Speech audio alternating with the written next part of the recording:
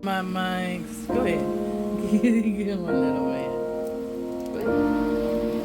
Ooh, yeah. There we go.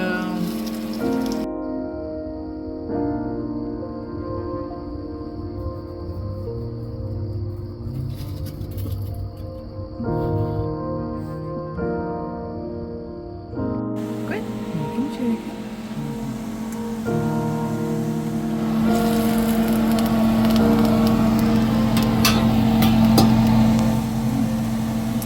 It's starting to bubble. Little bubble, little sugar. Good. Actually, yeah, I will be using those. That's another part. Well, I was actually filming him, but not meaning to upload this. But since he is still awesomely taking our naturally recovered autism program stuff that we're doing, this is definitely progress. So this will go on the progress video because he automatically knew to grab the tongs, which I didn't tell him to do, and he's memorizing, so that's wonderful. So he's getting wonderful memory and all that. Ain't no right, little man.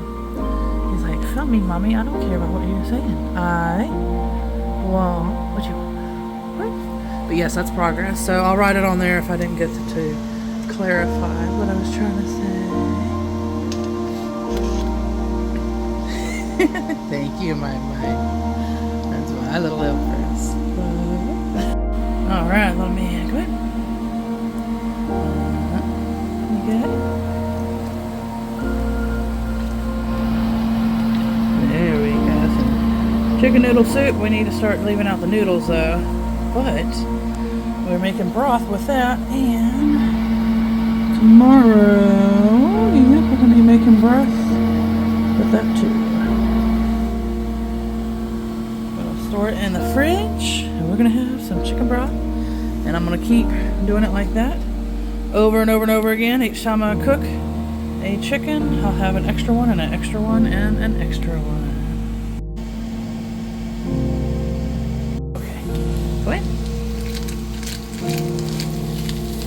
There we go.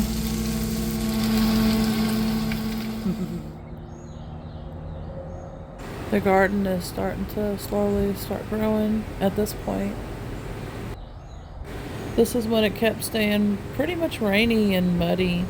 So it was really hard to take care of the yard and fertilize and all of that. And I still haven't got to fertilize. And I think it's been like 2 or 3 months it's been needing to be fertilized. Part of it I decided not to because once I figured that I'll be moving, I was like, well, you know, I've got other things I got to focus on now, and so. But hopefully soon I'll be able to give it a good fertilizing. And that's the wisteria that I was talking about that I absolutely love growing there. It's definitely way fuller than that, and there's some wasp nests in it now. But there should be hopefully more videos showing that, the more bushier that it's getting, and I'll try to get a newer one too.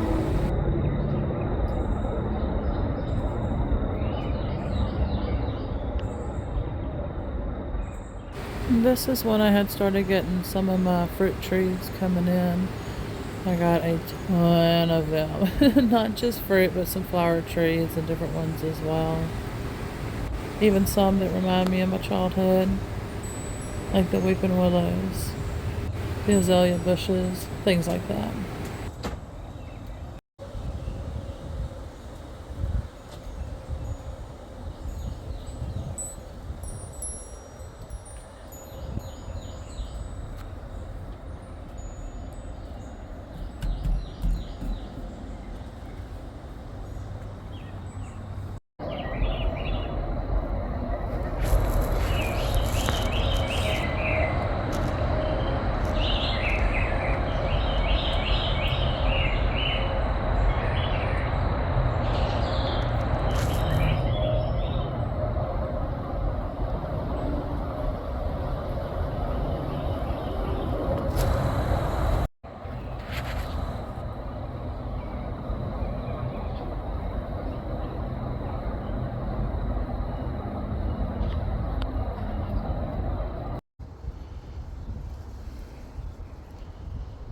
That's my kitty's little magical garden area. Their little walkway at the time.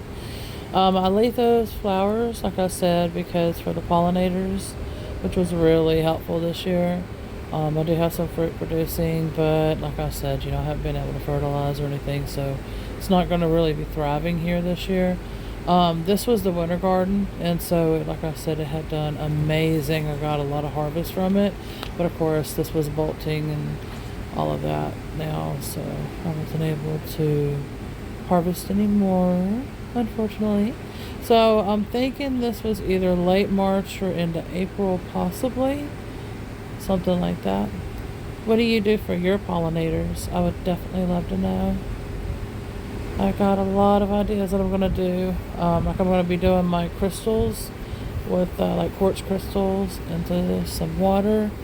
And so the bees or some of the pollinators can drink from that. And I'd love to know what you do too. I'll be talking more about that when I can. Now, real quick before it gets out of view, if I'm correct, the fire pit right there that was just there, that ended up, that's what I was talking about when I talked about my burn pit that had an attachment. It was that. And so my son had unfortunately fell and had broke it and everything, and fell on it. And so there's a lot that I had pieced together that I would like to mention, but I don't think this video is that long, if I remember correct. So, but when you hear me talk about the burn pit that broke and all of that, and then had the devil and the D attachment to it, that is it right there. But of course, it's finally off the property now, and I had to do some work. She says, but I'm protecting my food because I'm a hungry kitty, and I'm cute. And that's what I'm doing. I'm protecting the food. Because the other one stops us from eating, so she just fought her. They're already fixing to fight. She is the one that blocks everybody from eating. I'm telling Mama that it's time to eat, and that you're going to protect your bowl. Because the other cat gets it. Every time.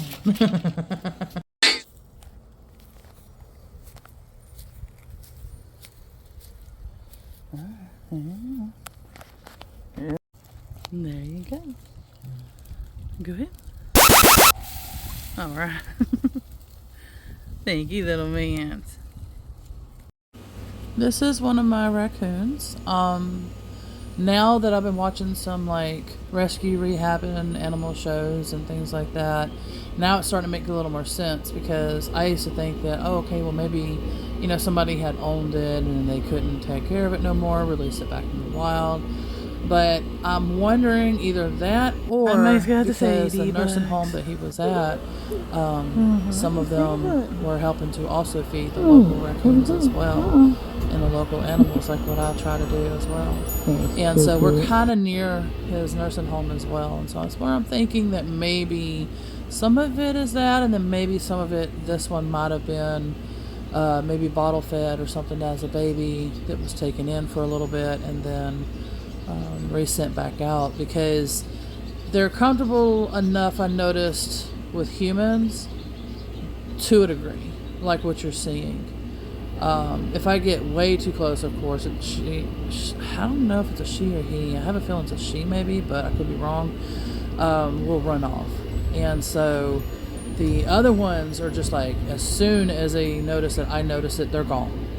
And so this is the only one that seems to pretty much like as what you're seeing. So that's what I'm thinking. This one might have been a rescued one before and was sent back out to the wild. They're very beautiful. And that's what makes me sad, because I don't know how much longer I'm going to be here before I have to move from here back to my old property. And that's what makes me sad, is because I know that I'm the only one out here feeding them, the coyotes and the raccoons and the owls and mice and rabbits and everything you can think of, armadillos, all that will live in that little patch of woods. It seems to be mostly in pairs. The coyotes, though, are different. They seem to be a good amount of them. Thank y'all for watching. I greatly appreciate all the love and support that you give for our channels.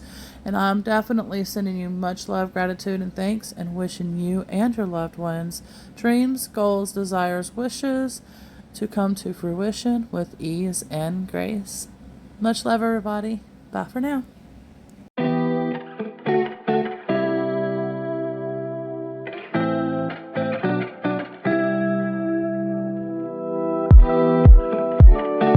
Hold on, baby, I don't dance, but how I love to be around you. I'm not scared to take a chance. Yeah, I'm so happy that I found you.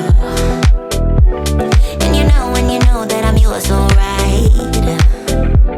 You can tell by the look in my eyes. Don't wanna play it cool, I gave it straight from the heart. Oh, how I love to be around you. We got something better than the others. We can fly higher than an eagle. Take me somewhere we can be together. Oh, how I love to be around you.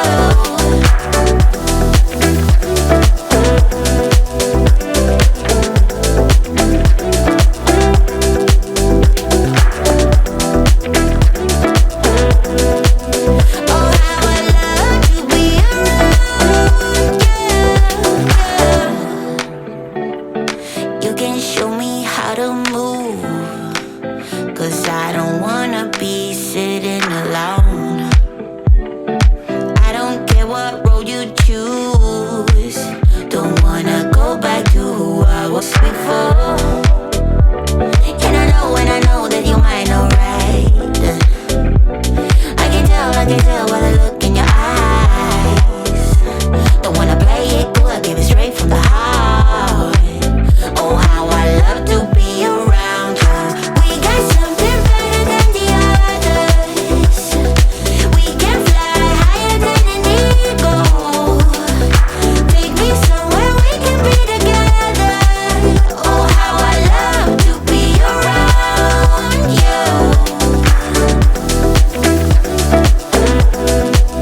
Oh, how I love to be around you.